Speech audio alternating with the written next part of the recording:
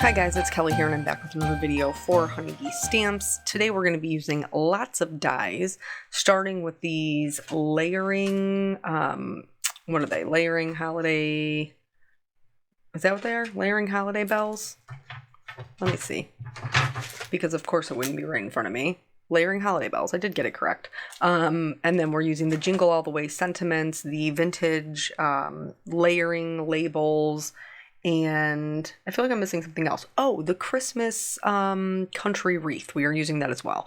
So here what you see me doing is I am just taking some white cardstock and I am just putting down a base layer of distressing. I am going to be doing Copic coloring over the majority, well, all of the dies, really, except for that vintage layering labels. But I like to have a base color. This helps me with a couple of different things. So when I lay them out, I can see what colors I'm using and where all my dies need to go. So that I can put all the pink on the pink and the teal on the teal and the green on the green and so on and so forth, and you get what I'm saying. So it just helps me visually kind of map out where all of my items need to go. But then it also gives me just a base layer of color to put the Copics on top of and save me a little bit of ink. So once I have these where I want them, I am going to secure them down with some low tack tape. And then the large wreath, I had to run through my my Spellbinders Platinum 6, but the other ones I used my Bitty Buzz Cutter for, and this was super convenient because as I ran them through, then I could put them in their little, like I have a little cup, you'll see here in a minute, so that I can keep track of all of them. I also use another little cup to put in all of my dies. That way I don't lose them, because I'm not going to take the time when I'm in the middle of making a card to put them back into their like packaging, under their little sticky parts. So these little cups help me keep track of them until I'm done with the card and I'm ready to clean up my desk and move on to my next project. So just kind of walking you through my process. I do want to mention before we get too far into the video, if you are watching right in the beginning when this comes out on November 26th, Honeybee actually has one of their 4 days. They're very generously having 4 days of sales, but today's sale is buy one, get one half off on all dies. Standalone dies, companion dies, doesn't really matter. Are having a very, very good sale on those. So I just wanted to mention that if you're watching before midnight, after midnight, it is what it is. I can't help you. I apologize. The video, I apologize. My video didn't come earlier in the day. So here I'm just going through and I don't throw away any of my pieces. And what I mean is like the pieces that are left over. So like you see the pink up there, all of that, leftover space, I keep those because as I am laying out my card design, sometimes I find that I need to cut extras than I originally cut, and I have for sure had to go digging in the trash to get out cardstock that I've pitched, and I've had it ruined by like a wet baby wipe that I threw in there, and so now I just set them aside till I am done doing what I'm doing. I've also cut additional little sprigs of pine, which is also included in that A Country Christmas Wreath set, as well as some other little leaves. I cut some leaves out of the teal as well, just to offer like a different kind of leaf. I think it's supposed to be mistletoe. They have like a little spot for berries, but I did not utilize that with this particular card. Here's a great example. I've laid out my whole wreath and I realized that I need another pine leaf, or I'm sorry, another one of those other leaves, because I only have 2 and I definitely need 3 for a more balanced design. And so I had my little scrap sitting there. I also laid out my bell to make sure that I was going to be happy with that. And then we're going to get into the coloring. If you are a person who is watching this simply because you want to see the press and seal hinge method, you need to jump to the about 19-20 minute mark because I'm going to do all of my Copic coloring before I'm doing any of the assembly. So for the coloring, Several of you asked in the video where I asked you what you wanted to see.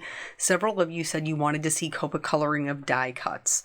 And so ask and you shall receive. Here we are.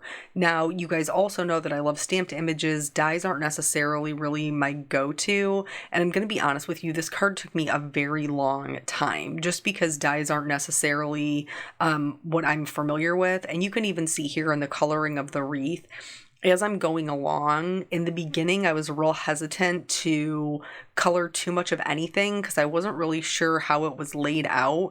And then as I'm going, I'm getting a better feel for, okay, there's a branch here, there's a better branch here. And so that way I can start filling in a little more of it. You may also know that I noticed that I have started with my darkest color.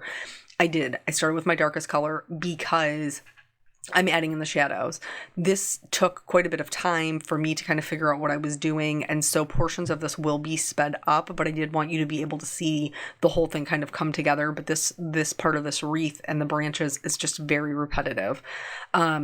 So I went in with my darkest color and I laid it down just where I wanted the shadows. So in the center of what would be the branches that we're creating, and then along the bottom of each of the pine needles is where I laid my darkest shadows. And then I'm just going to go in and go right over top of that with my midtone. And then for these particular images, I'm only using 3 colors. Normally I use 4, but it just really didn't seem like it was necessary to get good dimension. And that's probably because the die cut is already in its shape. You know what I'm saying? It's already the shape of a wreath with the pine needles. There's a lot of detail there with the die already. So I don't have to do as much work to get a more realistic look. The other thing that I wanted to talk about as well is the color combination. So I did have a portion in here originally where I kind of showed you the color wheel. I ended up having to cut it out because the video was just too long. And I know that all of you guys are like, they're never too long, but this one was actually too long for me. Because I am working on a limited time, and so it takes me X amount of time to edit it and then X amount of time to do the voiceover, and so I cut it due to my own time. But I did want to share with you how I chose the color palette. So analogous colors on the color wheel are colors that are right next to each other. And so I went with a yellow green, a green, and a blue green. They're all right next to each other. They're analogous.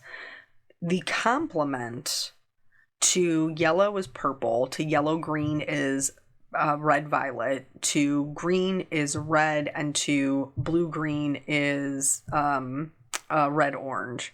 So that's how they work. Their complementary colors are opposites on the color wheel. So I chose analogous colors, and then because the yellow green, i.e. my wreath, was the largest portion of color on my card, I went with its complement, which is a red violet, for just a pop of color. So I went with the pink because I knew that it was going to create that contrast and make kind of the whole color scheme really pop. And I was very happy with the color scheme on this one. I think that it works really nicely together. And while it's not traditional Christmas colors, it still feels very much like Christmas. So here with the pine needles, we're doing the same thing we did for the wreath. So you may see me turning the tape around, and it's just because it gives me a better angle. If you guys have watched my videos before, you know that when I've talked about Copic coloring, I've pointed out that some people are comfortable flicking the marker away from themselves, and some people are more comfortable flicking the marker toward themselves. I am a person who is more comfortable flicking the marker away from myself, and so that is why you see me kind of turning them so much. The tape trick here that I'm using to hold these little dies does work mostly. I just want to let you know that sometimes it doesn't. Sometimes there's just too much moisture on the die and it won't hold them, or if they're really tiny and you're putting a lot of color down, it almost gets like where there's too much water and it can't hold it. And so you'll see later on with like the little trim for the bells, I eventually just gave up with the tape. I was like, I'll just hold it with my fingernail because I'm not fighting with this and chasing it all over my desk. Which you guys know is my number one complaint with dies. But I have found, like this little tape trick, the little cups, keeping track of those dies, keeping them where I'm not chasing them around really does increase my enjoyment in using them. And I would like to encourage you to try to watch things. Like, some people have made the comments, and I'm not just talking about my videos, I'm talking about all people's videos, have made the comment, like, the card just didn't really seem like it interested me, so I didn't watch the video. So my friend Dawn, her card making style is very different, and you may have seen her. She owns W+9, but she uses a lot of Honeybee because she's a fantastic person, and she believes in supporting, I guess, what would be her competitor, because they're her friends and they're also small businesses, and in this craft community we're all kind of in this together. And so she uses other people's product, and she's fantastic. But I always watch her videos, not because her style is necessarily my style. It's not. But because she is so talented and so knowledgeable. And so even though her style is not my style, I still learn a lot from her. So here with this, I decided that I colored the trim pink originally, but I just wanted to change the color.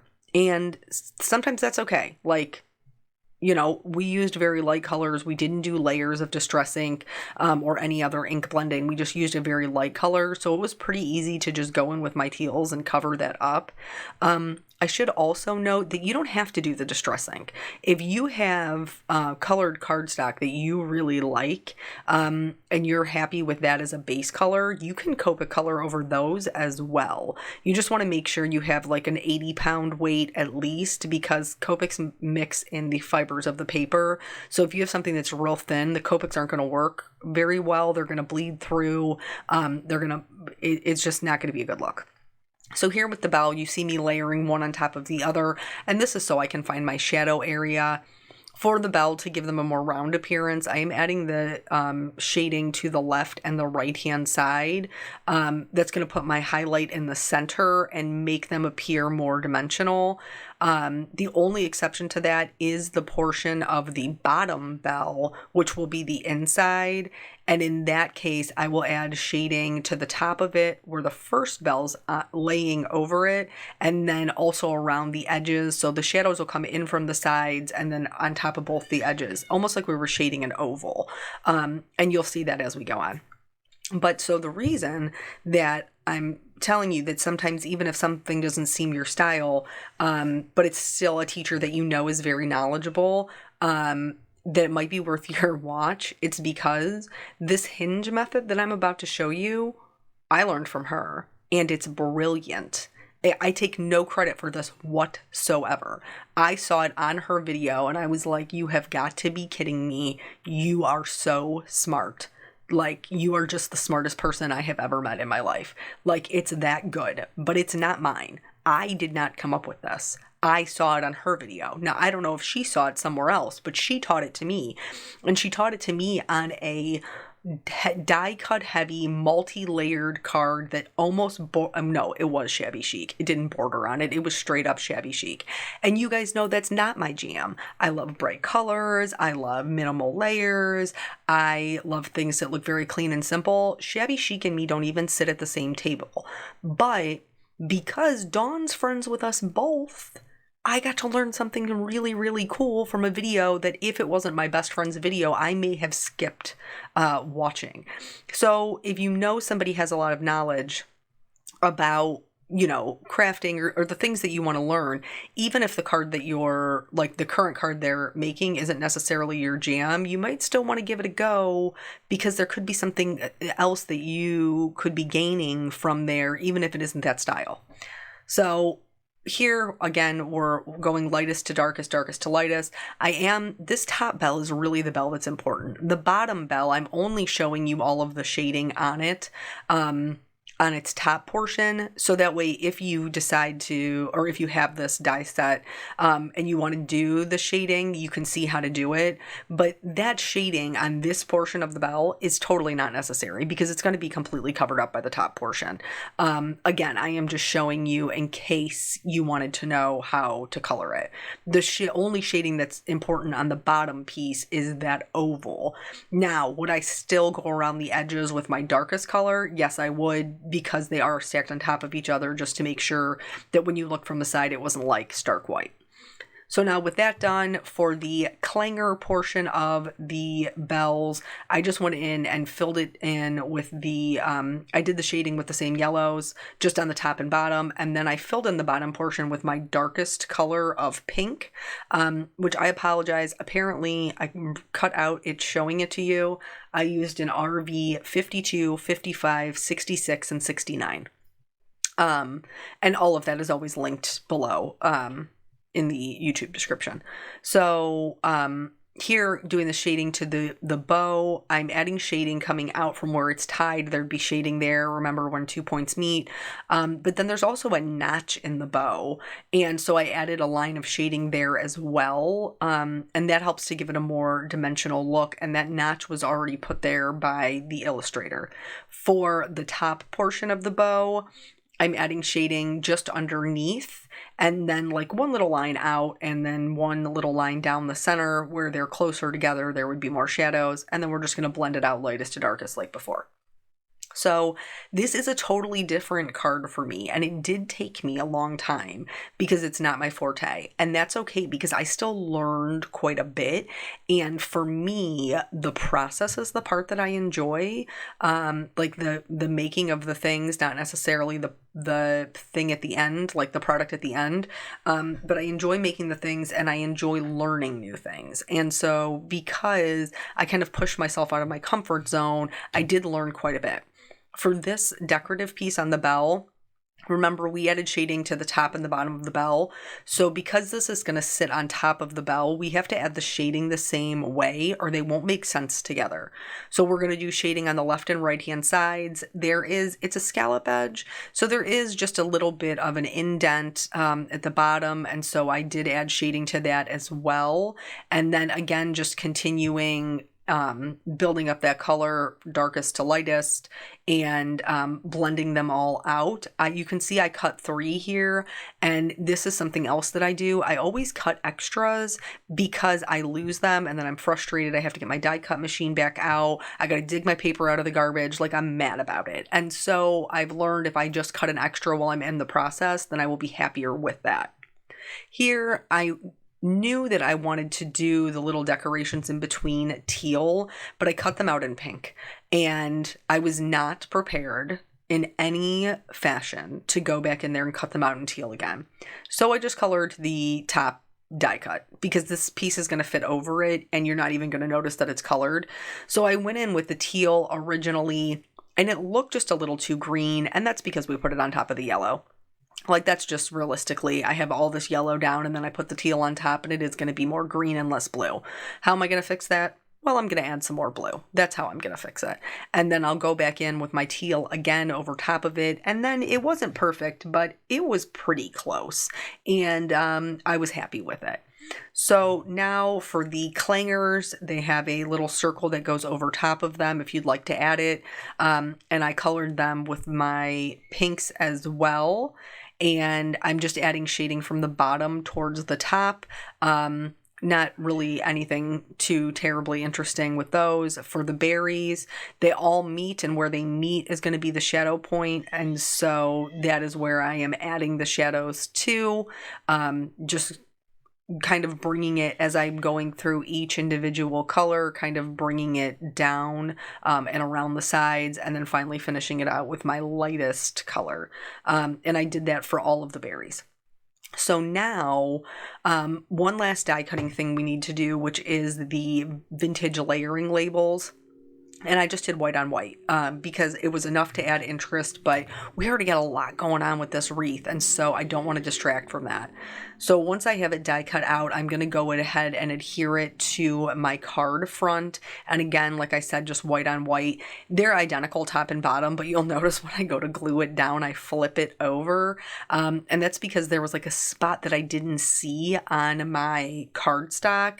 And so I wanted it to be more toward the top where it would be covered by my wreath because I didn't want to cut it again. Like, that's just facts. So now we're going to start the assembly of the items.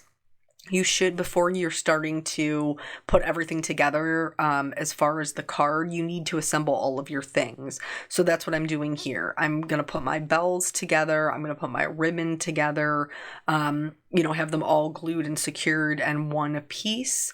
And then we will get to the assembly. I did originally just glue down the top of this bell, and then I realized I got to slide a little clanger in there. And so I just kind of pulled it back up. I'm very fortunate that liquid glue, the Honeybee liquid glue, gives you a little bit of wiggle room. Originally, I put the clanger down facing the wrong way, but as soon as I flipped it over and looked at it, I realized that it would not face that way. If it was tilted to the right, it wouldn't look that way. So I had to fix it real quick, and that was all fine. Again, just trying to lay them out so that I can see how they're going to look. You don't have to do, that's the other thing I wanted to mention. So many things. Oh my gosh, we have so much information in this video, y'all. You don't have to do where the bell is open. The bell I'm using for the base, you can use by itself. You don't have to do it where it's open. And you can also use the clanger from there as if that bell was more like pushed back instead of up. And there are several of my crafty design team friends here for Honeybee that have done it that way, and it looks great. So that's not something you have to do. So again, just, adhering these all together. I do have to say that can you hear my child? I don't know how you could not hear her. She is just talking up a storm downstairs to her father. My guess would be that she's just started this new thing where she throws her pacifier and then goes, uh-oh. And so my guess is she has thrown her pacifier, and because my husband thinks that she thinks it's a game, and honestly, she probably does think it's a game, he will make her wait to get it. And so I think that's why she's just chatting it up so much. So now we are finally to the Hinge method. I have some Glad press and seal. Thank you, Ken McGuire. And so here I have everything laid out how I want it. I am working on a glass mat. Remind me to come back to that. The glass mat. And so here I am smoothing down the press and seal to my glass mat first. And then I am smoothing it over all of my die cuts. This is going to create a hinge. Now, I probably should have taped my card base down before I started, but I didn't. So now I'm just going to peel this back so I can get some tape on there and my base isn't going to move. And then from there, I will be able to pick this up as one whole piece on a door and add glue to it, smush it back down, glue it down, pick it up again, do the next layer, pick it up again, do the next layer. So easy, so easy. Oh my gosh, Dawn, the smartest girl I ever met. Like, this is game changing for me because I've told you guys I don't like the finicky bits, and that is why I struggle with dies. I don't want to chase them all over. I don't want to lose them. I don't want one to go left and one to go right and one to go north and one to go south. I don't want any of that. But this totally eliminates this, and it's so brilliant because I have multiple layers here, okay? So I have my base wreath. I've got my pine on top of it, then I have my teal leaves on top of that, then I have my berries, then I have my bells, then I have my bow, and this is just making it so I can just do it all at one time. I laid it all out and then I could just be very quickly done with it. Now, let me tell you some things I learned from personal experience, okay? So the first one, I put down my wreath, and then a bunch of these green leaves were also exposed, so I put glue on those too. And some of them didn't stick. And so I went back in and I put more glue on the green leaves, like the teal ones. And then you're going to see here in a second that I try to put it down again, and some of them still won't stick, but I'm having a hard time peeling them up, but they won't let go of the press and seal. What had happened was some of my green leaves were actually on top of my pine needles, and I didn't realize it. So my pine needle wasn't glued, but the rest of my green leaf was. But the top of the green, like the teal leaf, was trapped in between the pine and the press and seal, so we couldn't completely release. So now this time I realize I have to glue the pine needles first. So just pay attention to your layers. That is the thing that I learned with this, is that you have to make sure your layers are very clean and they're not overlapping layers, that like they're not on top of layers that are also underneath them. Also, you want to make sure that you are going in and double checking that everything is adhered. So, for example, where my leaves are, whether it's the teal leaves or the pine leaves, I keep saying that, pine needles, some of them are on top of each other. So I'm only able to get glue on a certain portion of them. So you do need to check as you're going through in between layers that there's glue on all of your things and everything is adhered down. Because there is a way that you can adhere just a small portion of the leaf and not the entire thing, and then you would run into an issue. So once I was done with the berries is the last thing I did with the Hinge method, because I wasn't really happy with the way the bells looked. And so I decided, because they were a bigger piece, they were already assembled, that I would go in after. So here I'm going to get the berries down, and that little one that fell off, that little one that I just took off, because it was actually tucked behind the bell. And I didn't want to waste my coloring, to be quite honest. I wanted you to be able to see all 5 of the berries that I colored, because I took the time to color them. But so the bells were big enough that I just removed them from the press and seal and then glued them by hand. I felt like the placement for them was much better doing it this way. But yeah, the Hinge method like totally changed my life for building up die cuts. I cannot believe it. It's so good. Yeah, so that's that. So now that this is done, the only other thing that I did is I went in, well, I have to do the sentiment, but I went in with some stickles to fill in that area where I didn't have a die, where it was the teal. And this just kind of masks the fact that it's, it wasn't flush.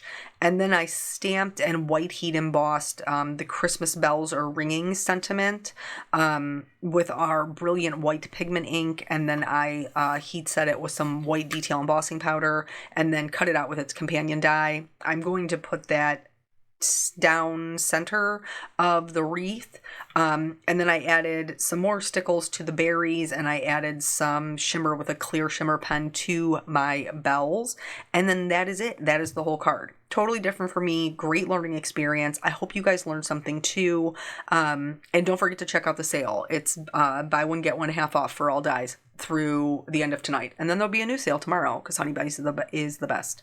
So yeah, that's it. Thank you guys so much for your time, and I will catch you on the next video. Bye.